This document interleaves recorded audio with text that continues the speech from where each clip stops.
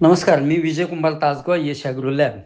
आज आपण टोमॅटो हे विषयावर थोडंसं बोलण्याचा प्रयत्न करतोय, कारण टोमॅटोच्या लागणी बऱ्यापैकी आहेत आणि त्यातच फुलकळ चालू झाली आहे. म्हणजे जवळ-जवळ 30-32 दिवसापासून 50 दिवसापर्यंतचे प्लॉट आहेत. फुलकळी भरपूर चांगल्या लागलेत.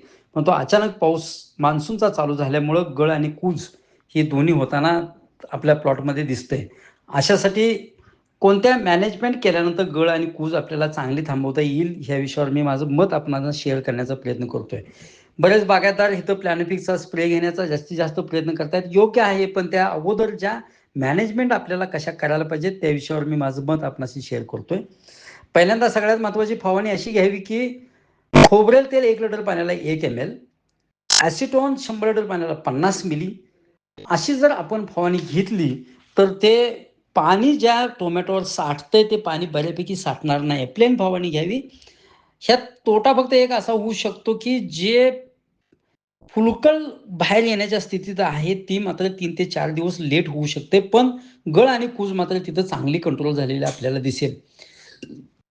त्याचवेळी जर आपण मेलट ऑफ पोटॅश म्हणजे MOP 1 लिटर पाण्याला 3 ग्रॅम आणि मॅग्नेशियम ऑक्साईड 1 लिटर पाण्याला 1 ml आणि सिलिकॉन फर्टिलायझर म्हणजे ग्रीन सिलिका 1 लिटर पाण्याला 1 ग्रॅम आणि अमोनियम मॉलिब्डेनम 100 लिटर पाण्याला 50 ग्रॅम अशी जर एक फवारणी घेतली, तर बऱ्यापैकी गळ आणि कुजीसाठी आपल्याला नियंत्रण मिळू शकतं. ह्याच्यात एक गोष्ट फक्त काळजी घ्यावी, की हा स्प्रे दिल्यानंतर किमान 48 तास म्हणजे 2 दिवस कुठला स्प्रे घेण्याचा प्रयत्न करू नये. अगोदर तेलाचा स्प्रे घ्या, तेल आणि अल्कोहोल.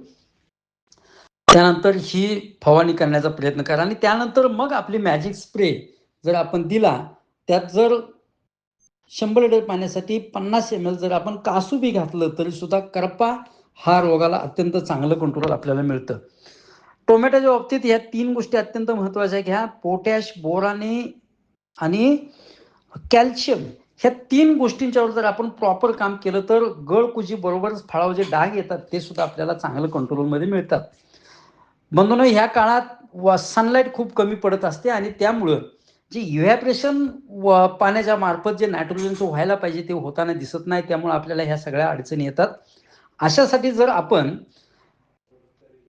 पोटॅशियम सिलिकेट किंवा आर्थोसॅलिसॅलिक ॲसिड किंवा पॉलिसॅलिसॅलिक ॲसिडची एखादी जर फवारणी घेतली, तरी सुद्धा आपल्याला आर्टिफिशियल लाईट तिथं तयार होते आणि त्यामुळे नायट्रोजन सुद्धा आपला बऱ्यापैकी कमी होतो.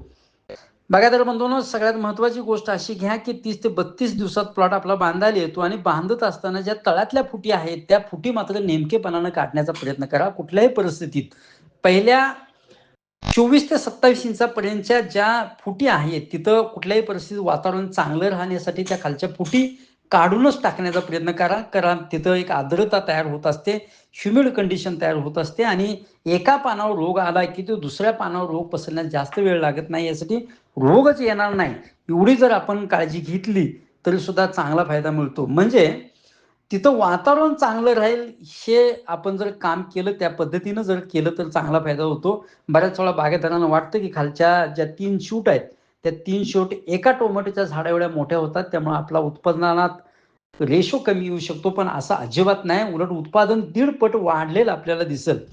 त्यामुळं खालच्या फुटी काढण्याचा नेमकेपणानं प्रयत्न करा. त्याचवेळी मॅजिक स्प्रेच्या 2, 3, 4, 5, 10 फवारण्या जरी आपण केल्या, तरी सुद्धा खूप चांगला फायदा आपल्याला त्यातून मिळतो. त्यातून मॅजिक स्प्रेमधून कधी कासुबी देऊया, कधी 100 लिटर पाण्याला 15 ते 20 ml टिल्ट देऊया किंवा कधी स्टेप्टोसायक्लिनच्या 2 पुड्या 100 लिटर पाण्यासाठी आणि टेट्रासायक्लिनच्या 5 गोळ्या ज्या जनावरांच्या औषधात असतात, असा एखादा स्प्रे घेतला तरी सुद्धा चालेल. फक्त एक काळजी घ्या, की कुठल्याही परिस्थितीत आंतरप्रवाही औषधांचा स्प्रे घेण्याचा प्रयत्न करू नका. कारण टोमॅटो बंद असतात, त्यामुळे आंतरप्रवाही औषध आत सक होत नाही आणि वातावरणही तसं नाही आहे. त्यामुळं आंतरप्रवाही औषधांचा स्प्रे सुद्धा थोडासा टाळण्याचा प्रयत्न करा. बागायतदार बंधूंनो, जी मी पहिल्यांदा तेलाची फवारणी सांगितल्या, तेल 1 ml, ॲसिटोन अर्धा ml, हे जरी 1, 2, 3 वेळा दिलं तरी सुद्धा चालेल. त्या त्या परिस्थितीनुसार पाऊस येतोय किंवा येणार आहे किंवा येऊन गेलाय आणि अशा वेळी जर ही फवारणी घेतली, तरी सुद्धा त्याचा आपल्याला चांगला फायदा मिळतो. न्यूट्रिशन बॅलन्स चांगलं ठेवण्यासाठी माझी विनंती आहे आपल्याला, की ग्रीनफर्ट एकरी 5 लिटर ड्रिपमधून सुद्धा देण्याचा प्रयत्न करा. त्याचे तुफान रिझल्ट्स आपल्याला मिळतात. त्यानंतर मेलेट ऑफ पोटॅश MOP एकरी किमान 3 ते 5 किलो आणि त्यात सल्फ्युरिक ॲसिड एकरी 250 ml जर आपण एकत्र एक दिवस भिजवलं आणि त्याची निवळी काढली आणि ते जर ड्रीपमधून दिलं तर पोटॅश आणि सल्फरची मात्रा वाढण्यासाठी अत्यंत चांगला त्याचा फायदा होतो आणि गळ आणि कूज आपल्याला चांगली नियंत्रणात आलेली सुद्धा दिसेल. बागायतर म्हणतो ना, ह्या ज्या 4-5 गोष्टी आपण संवादातून बोलण्याचा प्रयत्न केला त्याबद्दल नेमकेपणानं थोडीशी काळजी घेण्याचा प्रयत्न केला तर आपलं टोमॅटोचं पीक हे नक्की चांगलं उत्पादन देऊ शकेल. धन्यवाद.